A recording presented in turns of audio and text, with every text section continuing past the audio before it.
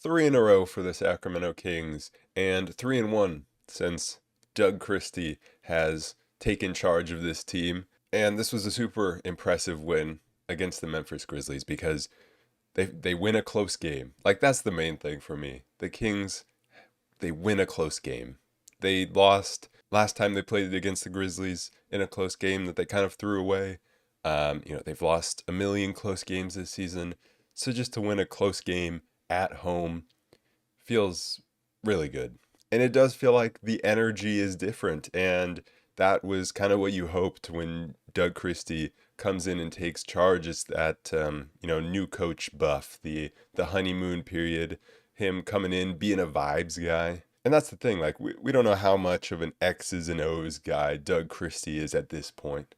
He said he's just come in and he's simplified the offense and simplified the defense. His job is just to get out of the way of De'Aaron Domas DeMar and let them go to work. But, his job, especially when you're an interim head coach, I feel like it's just come in and bring the vibes. And if you saw after the last win where he brings the team up to the roof to see the beam and he's like, you guys mean so much to this city, this beam, like it represents what you mean to the city, whatever he said. It was like actual inspirational stuff. It's like I felt that. And so it's really good to see just the energy, in Golden One Center being back. Not that it ever left, but it's like the energy's there. And, look, is anything actually different? I don't know. Maybe it's just a few more shots went in. The Grizzlies without John Morant, of course, but it's the Grizzlies. So any win against this team is impressive. They constantly pull out wins, against when they are shorthanded. But it was like against the Mavericks without all their guys, and without the Sixers without Embiid. So the Kings are getting lucky here. Are things actually different? That's something we'll have to wait and see. But just the fact that they are able to grit out this game in the end and are able to come out with a home win in a close game. And after Mike Brown was fired, I predicted a 4-game win streak. Yes, they lost their first game, but now they're on a 3-game win streak, so I'm kind of calling that a win for myself. We'll see if they can get it to 4, and if they do, I'm definitely calling that a win for my prediction. Because you always have this like honeymoon period where the vibes are different and the energy is different. And it's like, how long can you make that honeymoon period last? Because for some teams, it's like a few games. It's like, we got to keep building on this now. We got to keep it going. Because I forget who it was, but somebody asked Kevin Herter about what it was like when his coach got fired. I forget who the coach was in Atlanta. And Nate McMillan comes in and takes charge. And I think that was the season they went to the conference finals. And now, after that, it wasn't so great for the Hawks because they didn't make the changes necessary. And so with the Kings, it's like, I hope that this kind of honeymoon period lasts, but I also hope it doesn't make them complacent, because there are definitely still things that need to be addressed and still changes that need to be made to this team. But that was really always the case coming into this season. And so it was like, could this team be good enough to be in a position where the team justifies making those moves at the trade deadline? And so the Kings right now are kind of like recovering back to that position where you can see them like adding a piece at the trade deadline and then trying to actually make a run. And so that's really encouraging. Playing another game without Keegan Murray here, and they come away with another win. 2 games without your only wing defender, and being able to come away with wins is huge. And obviously Keon Ellis is a big part of that, stepping into the starting lineup and providing a defensive presence. Against the Grizzlies, it's not the biggest deal to have those types of wings, but it still matters. And so this was obviously not a defensive game, and the Kings really did miss Keegan. And I think one thing this game really showed, that pretty much every game has showed, so I say it after every game, but like Keon needs to be in the starting lineup when Keegan returns. Because I think there were just like a lot of times where with the starting lineup that we were running out there, it was all offense, not much defense. Like 4 out of the 5 guys in the starting lineup not really playing defense. So we do need that, one extra defender to come in there, probably for Malik Monk. And it could be for DeRozan, I don't know. But I loved the way the bench came in and they were flying around. And defensively, that was fun, especially when you had Devin Carter making his debut and he was flying around out there. I really hate these types of games though, the all offense games, because it's like the second the Kings don't, score offensively, it's like the other team's running it right back at you. And it was just such a fast paced game. Both teams playing so much in transition, and neither team, I mean, they got stops. Like both teams got stops because, like, starting out in the first quarter, it was a messy start. Kings missed some layups. They forced up some threes. Grizzlies missed some layups. I mean, this was just a game with a lot of missed layups. A lot of times when you're playing at the speed that both these teams were playing at, you're going to miss some layups. And that's just something that you're going to have, especially with a guy like Jaren Jackson Jr. constantly going at the rim. He's going to miss some layups. The Kings in transition have never been that good at converting around the rim. So that was just kind of the type of game it was going to be. But this was the Malik Monk game because he came out, he gave us the first 5 points, then fouled the 3-point shooter, which is a bad habit that the Kings have gotten, although I don't think it was a foul. I think it was a high five at the top of the release. But yeah, Kings got to stop fouling 3-point shooters because they also did it again later. Devin Carter did a little later on. But it was just all 3-pointers from the Kings. So many 3-point attempts. I don't think we'd ever seen this volume for the Kings in a game or for any stretch of a game. And the ones they were hitting were the driving kick ones. The ones they were missing were the ones where they weren't touching paint first. It was just like the perfect example of why you want those spray threes, because they were missing the ones that they kind of forced up. De'Aaron was definitely forcing some threes, not his finest offensive game in this one, but other guys as well. But then when they would get to the paint and spray it out, everyone was shooting with confidence, and that's what you love to see. So they were hitting, the Kings were hitting a very good percentage of their threes. The Grizzlies were hitting an even better percentage, but they were taking a lot less, and the Kings were forcing a lot more turnovers. But I thought the Kings came out and they just, like, defensively just weren't kind of flying around in the way that they needed to. And I think that's just the problem with this starting lineup. You have Keon, who's going to fly around defensively, and then it's like, who else? I think when Fox is locked in defensively, that kind of makes the starting lineup playable. And so that's why I think this lineup is playable for stretches, but not as much as they play it right now, as it is the starting lineup and the closing lineup. And so I think Fox just wasn't quite locked in. Like, he allowed like 3-pointers in the first half because he was closing out short. Just wasn't quite there defensively. And then it felt like one of those games where Brandon Clark might be a problem against DeMar because he got an early offensive rebound. DeMar's rebounding was not good, but it turned out not to be too much of a problem because Brandon Clark just wasn't that good in this game. And the Kings tried to mix in zone, and that just didn't work. It was just more threes. And so it felt like they needed to play a little more energized on the defensive end. But on the offensive end, I mean, they were just zooming.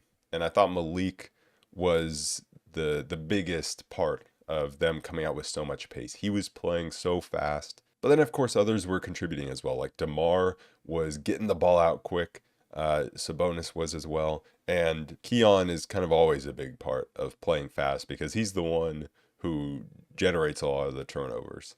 And Trey Lyles is also very good at playing fast. And I think, like, Keon and Trey Lyles, I love that duo because they're both just going to do the dirty work defensively. And then they're both going to run the wings offensively. And they're ready to, shoot threes, especially Trey. And so I really like that duo. And when that bench came in, Devin Carter came in. And so that was really cool to see. Although he came in, crowd gives him an applause, and then the Grizzlies challenge an out of bounds call. It's like, come on. But Devin Carter came in and he contributed to flying around, but he was doing it on both ends. And so when that bench came in, that's when they started having some really good defensive possessions.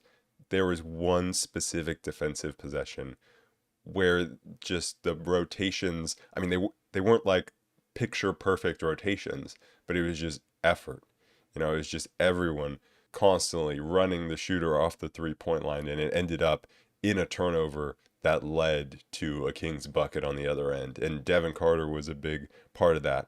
And I think that's one of the things Devin Carter is best at. Is playing in those scramble defense situations because I think he kind of shocks offensive players by his wingspan and how much of a contest he can get and how much he can kind of cover so much ground, both with his quickness and with his length, despite him not being the biggest player. And he also, in one of his first possessions, he stepped up into the backcourt of the Grizzlies and forced that travel. And so, like, Devin Carter was really good at playing at the tempo that the Kings needed to play.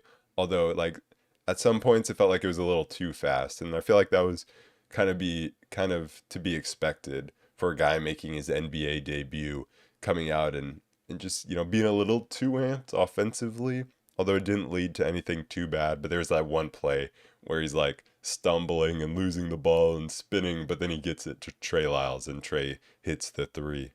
And so there's just like so much energy, especially with Devin Carter and Keon Ellis and Trey Lyles. And that's the energy that the Kings need.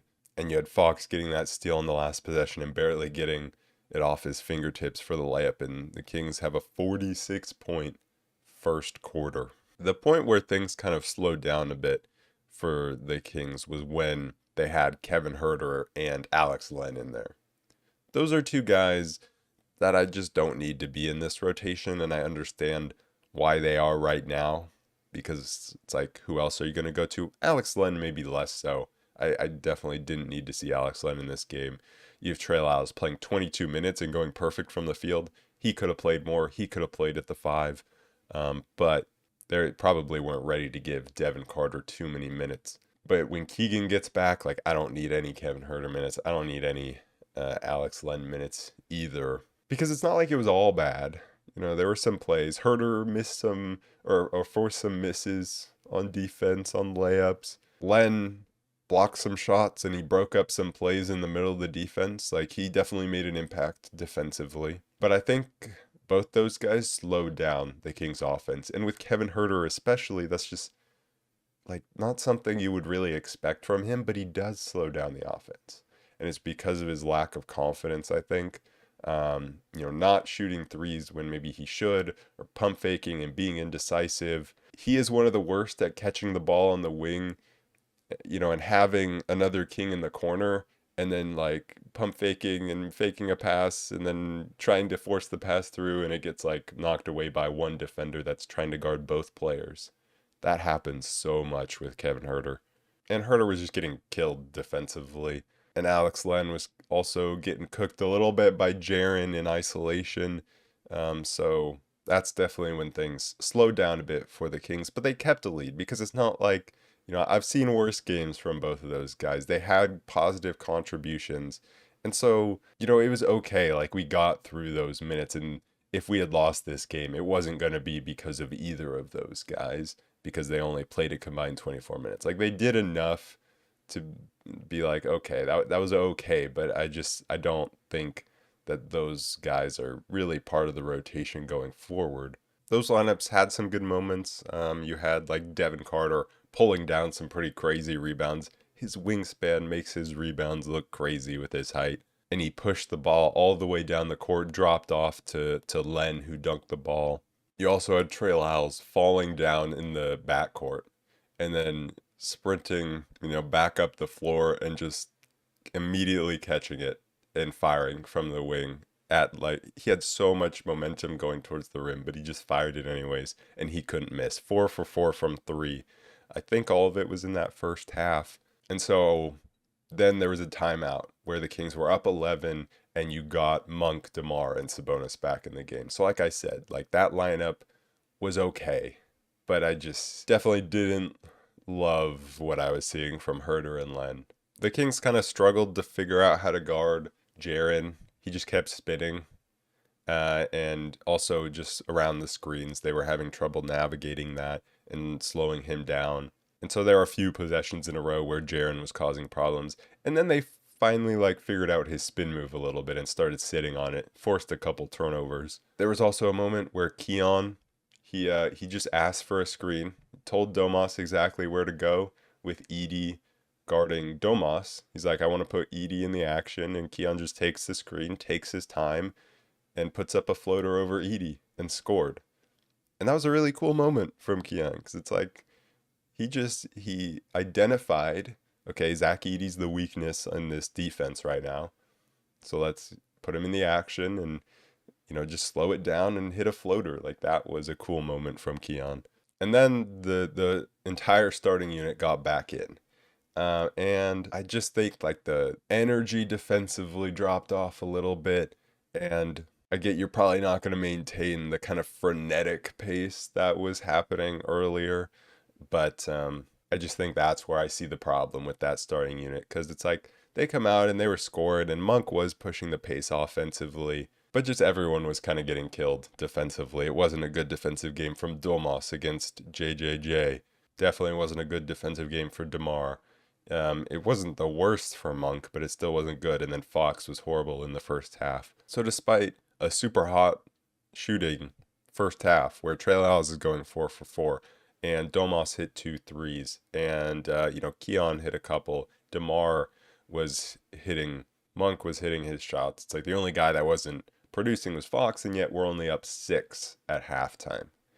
And so that got me a little worried for the second half. It's because it's like, yeah, the scoring was great, the shooting was great, but you can't expect that shooting to continue. So you just need to be able to rely on your defense a little more. You allowed 40 points in that second quarter after scoring 46 yourself in the first. It's like you kind of give it back there. And so it's just one of those games where it's like every offensive possession that we didn't score, I was like, come on, we need to score every time, because it's like I had no faith in us getting a stop. And so there's like a possession where Fox has Zach Edey on him, and Domas has a mismatch in the post, but we shouldn't be going to Domas because that slows down the offense. And they give it to DeMar in the corner to try to find Domas in the post, and he takes like this step back three because he can't get it to him when Fox has that mismatch for Zach Edey. And so it's like that was a frustrating offensive possession. But at the end of the day, that's one possession. And so it's like I shouldn't harp on that, because what I should be harping on is the defensive end and getting a few more stops and having better closeouts to shooters. But the start of the third quarter was just a crazy, crazy time. I don't even entirely know what happened. But here's the best way that I can describe it. Keon Ellis, in the first 2 minutes of the third quarter, committed 3 fouls and threw 2 really bad alley-oop passes. And yet he sparked a 9-0 run for the Kings. I think that's just the best way to describe it. It's like Keon somehow sparking this run despite doing so many bad things. But just his energy and like him single-handedly carrying this defense at the start of the third quarter, doing exactly what we needed to do, which was get stops and get out and run. So he's just making things happen defensively. And in transition, when the ball is in his hands, we're not scoring because he makes bad decisions. He throws bad passes, although he threw up one bad pass and then immediately got the ball back and laid it up. But he was making up for those bad decisions and for the fouling, just with tenacious defense. He wasn't sitting back once he picked up his 4th foul in that third quarter. Fox also forced a turnover with some great defense. And so just that defensive intensity picked up, and that's exactly what we needed. And it didn't totally last, but at least it was a nice spurt. You had Domas doing a much better job against Jaren, because for some reason Jaren started to post him up. That's not a smart idea, That's like when Domas tries to post Jaren up. It's like, you guys, why are either of you trying to post each other up? I mean, Domas didn't really do it at all, but neither of them should post each other up. Jaren was going at Domas off the dribble, going around screens. It was much more effective. But for some reason, he started posting him up, and that's where, Sabonis is a good defender. Like, one of the best defenders, actually, if he doesn't give that space inside. Like, you can't post Sabonis up that effectively. Obviously, if you get really deep position like Edey did a couple times, of course you can. But trying to post him from so far away from the basket was a horrible idea and kind of gifted the Kings some stops there. So the Kings went up, 15? Because a 9-0 run, and they were up 6 at halftime, so up 15. Devin Carter came in for Keon early because Keon had that foul trouble. But the Kings, both when Keon was in, but also when he went out, they just couldn't connect on passes in transition. And so they could have capitalized even more on that stretch, but they weren't able to because they just couldn't get the passes right. And then, the defense, especially the perimeter defense, it was a lot of Bane getting inside, getting to the rim. Kevin Huerter came in and he just started over helping one pass away for no reason. Jalen Wells was lighting us up. And the Grizzlies, they started going right at Kevin Huerter. And so the Grizzlies, they just started attacking the paint. And then on the other side, the Kings were not attacking the paint as much as they should. Fox was settling far too much, and they needed him to get inside. And he had like one good take to the basket in the middle of that third quarter.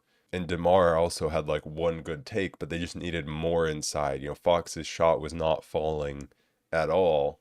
And I feel like they needed him to go into playmaking mode a bit and pull the defense around. And then on defense, they just got a bit discombobulated. Alex Len was kind of left alone inside to try to fend for himself against like Zach Edey and Jaren.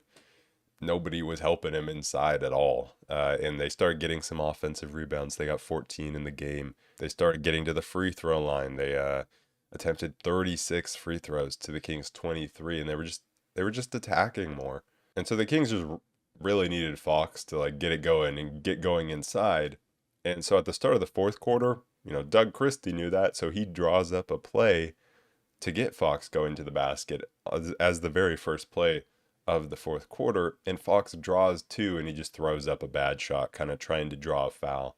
And that became the story of the fourth quarter, kind of for Fox, trying to just draw fouls, which, he scored some points, but it was pretty inefficient. I feel like he just needed to like get into the paint and go into playmaking mode a little bit more so the Kings could get back to getting their spurry 3-point attempts, because the Kings were never going to shoot that same percentage from three, most likely, that they did in the first half.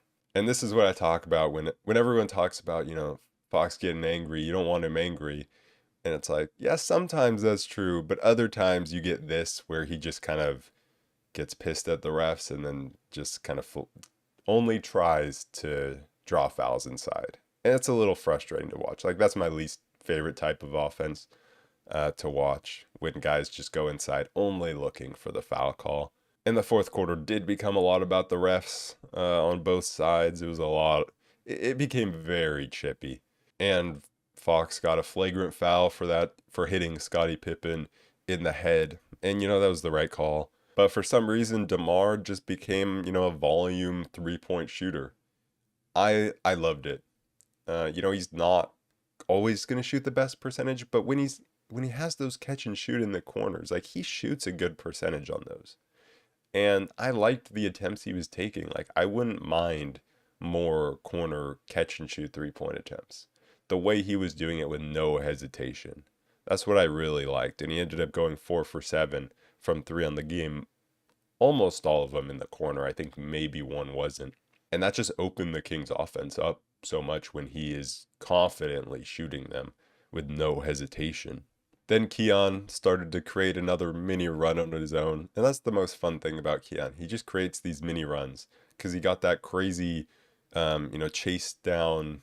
I don't know if chase down's the right word, but, he's like running around the screen and blocks the 3-point attempt from Desmond Bane. And then the Kings are able to get an offensive rebound, get a Monk 3.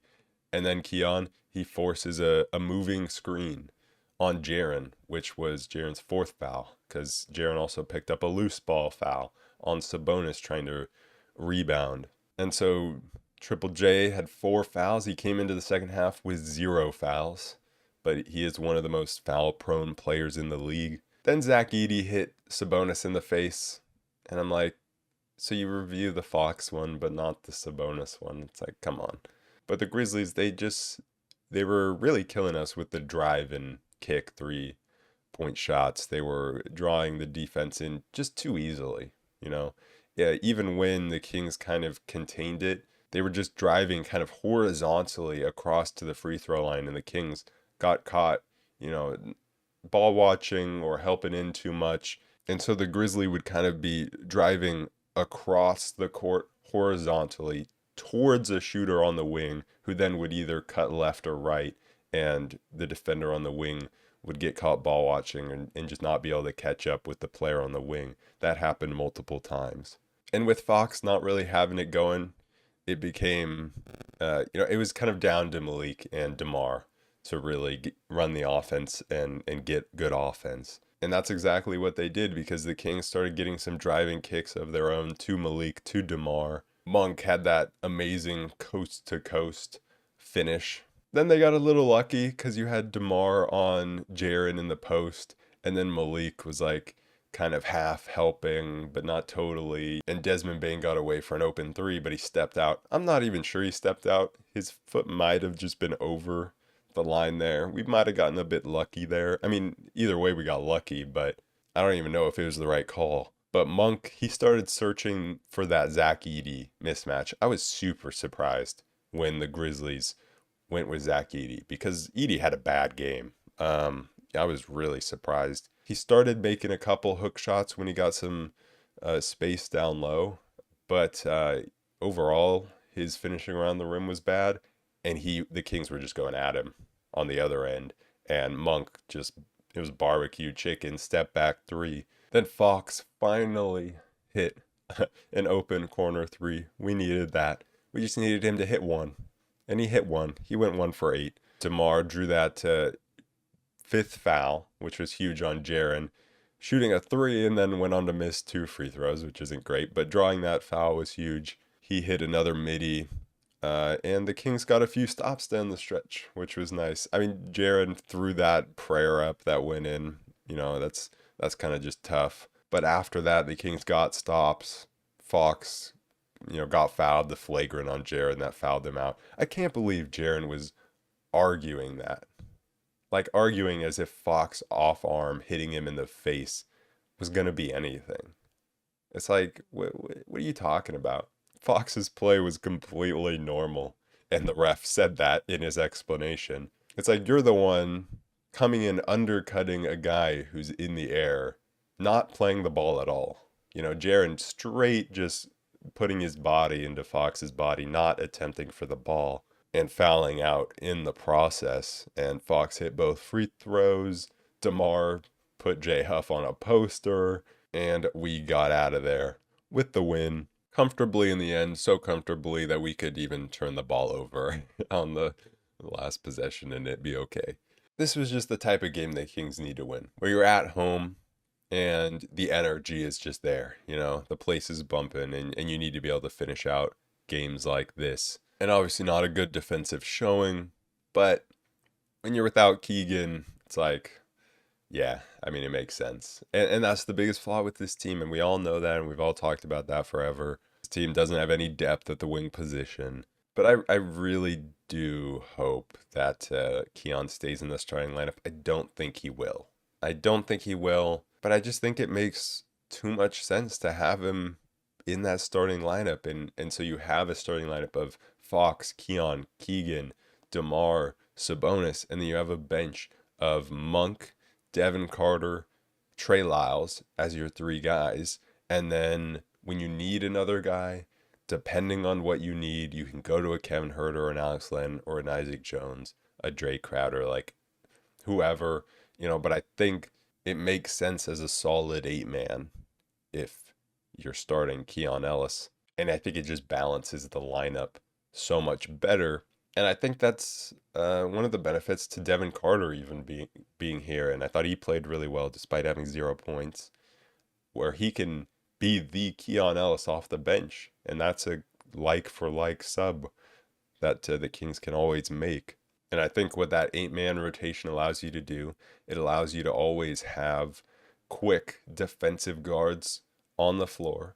And it allows you just to be able to always play fast when you have Lyles at the 5 running the floor. Allows you to, always have the shooting on the floor. I just think that makes the most sense. We can go through some of the individual performances, though.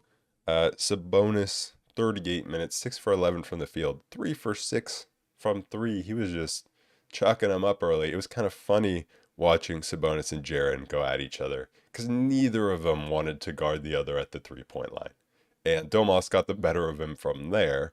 Jaren didn't shoot a good percentage. But the 17 points, 10 rebounds, 6 assists. He also got 2 blocks. Ended the game with 5 fouls, but it never really became an issue, the foul trouble. And only 1 turnover. I don't think he really forced anything, which was good to see this game. Just kind of did his job. Had one moment where he allowed an offensive rebound off a free throw, which just kills me. I need to look at the numbers. I don't know. Do they track off allowed offensive rebounds off free throws? Because it seems like the Kings are up there. DeMar, 38 minutes, 10 for 18 from the field, and 4 for 7 from 3 for 29 points and 5 assists with only 1 turnover. A great game of being integrated into the offense, and picking his spots very well. And of course, when he goes 4 for 7 from 3, I feel like that's almost always going to be the case. When he's able to spot up in those corners and be an effective shooter, that lets him integrate so well. But also when he's pushing the pace, getting the ball out quickly is a big positive to his game as well. And yeah, I just thought he picked his spots where he wasn't isolating a lot. He was coming around the Sabonis screens and getting into the right spots in the mid-range, which is what he needs to do. And I always love a good surprising DeMar dunk. Fox, 40 minutes, 7 for 23 from the field, 1 for 8 from 3. 8 for 9 from the line was good, 23 points, 5 assists, 3 steals. Didn't like his defense. I didn't like his closeouts specifically. Also didn't love his shot selection. He's not always going to be efficient. Sometimes he's going to go 7 for 23. The only part that annoys me is when he is taking so many threes when he's already missed a bunch, and they're like sidestep threes when he could be attacking off of them. Because it's not like I'm going to be annoyed and be like, oh, he's inefficient. Like, he's coming off 2 insanely efficient games where he scored 30 plus. Sometimes he's just not going to hit his shots. Malik, huge down the stretch. 6 for 12 from 3, which was very nice because he had gone a little cold from 3 as of late, I think. And 11 for 20 from the field, 6 assists, only 2 turnovers with the 31 points. Him and DeMar taking over late was beautiful. Malik, it felt like he made shot after shot that relieved so much pressure. Whenever the Grizzlies felt like they were coming a little bit close, Malik would always hit a shot to keep him at bay. And then you have Keon at 34 minutes, 5 for 11 from the field, 2 for 5 from 3, 13 points, 4 rebounds, 3 assists, 3 steals, 1 block. Did have the 2 turnovers. I think he failed at 3 alley-oop passes. Or not alley-oop passes. 2 alley-oop passes, another failed transition pass. He just was not good when it came to making decisions in transition. Where he did make a good decision was taking his time, coming around a screen, going to the floater. That was good because he was able to take his time and he didn't have a bunch of pressure on him. But when it's fast in transition, the decision making wasn't quite there. So that's just something he needs to improve. And it was tough because Jaren was back there on a couple of those plays defending the rim. So that's always going to be tough. The Kings also didn't space out very well in transition. So, it wasn't all on him, but he definitely needs to be better making decisions. But overall, a great game from him. Had multiple spurts where it felt like he took over the game through his energy, through his defense. And had a very nice reverse dunk in transition. Trey Lyles, 22 minutes, 6 for 6 from the field, 4 for 4 from 3. His 3-point shot is here. 16 points, and that's very nice. 6 rebounds, 2 blocks, and a steal. Don't think he shot a 3 in the second half, but I need to see just him at the 5. I don't need to see Alex Len, but him running the floor. It's so important to the pace of this team, and I think him playing at the 5 allows this team to play so much faster in transition. And him not even getting a shot attempt from 3 in the second half is very surprising because he was just letting them fly. So I was surprised there were a few that he passed up that I was a little surprised on, but good on him for having some restraint because sometimes he gets a little too trigger happy. Alex Len, 10 minutes, 2 for 2 from the field, had a block, had a steal, had an offensive rebound. So did some nice things, definitely was a force in the paint, was a deterrent in the paint. But I think the Kings just played too slow when he was in his what he does on offense, he doesn't provide the spacing but he also doesn't provide too much of a lob threat or a threat in the pick and roll. The only thing that he provides in the pick and roll is when he kicks right back out to the perimeter. And he had one of those. His passing is good when he catches the ball, but that's about it because he doesn't always catch the ball either. Kevin Huerter, 14 minutes, 2 for 5 from the field, 1 for 3 from 3, 4 assists, 3 rebounds, a steal, a block. He filled up this stat sheet with 5 points and definitely made some good happen, but I think he was too much of a liability defensively, over helping and just getting blown by too easily at some points, allowing the Grizzlies into the paint. And then offensively, just a little too hesitant at times. And then our rookie making his NBA debut, Devin Carter, 11 minutes, 0 for 3 from the field. I think he airballed a floater. Another one was a grenade he caught that he had to check up from 3, then missed another 3. But 5 rebounds. You can tell he's already going to be an insane rebounder. I love the way he pushed the pace after that. He was getting after it defensively, made good decisions with the ball. Got a little out of control at times, but thought it was a good debut. Showed what he was about. An energy guy, a rebounder, and he'll get his opportunities to show his offensive game a little bit more as we go forward. The Kings' next game is on the road against the Warriors. The Warriors, after a hot start to the season, have definitely not been playing very well, and they will be on the second night of a back-to-back because they play the Grizzlies tomorrow.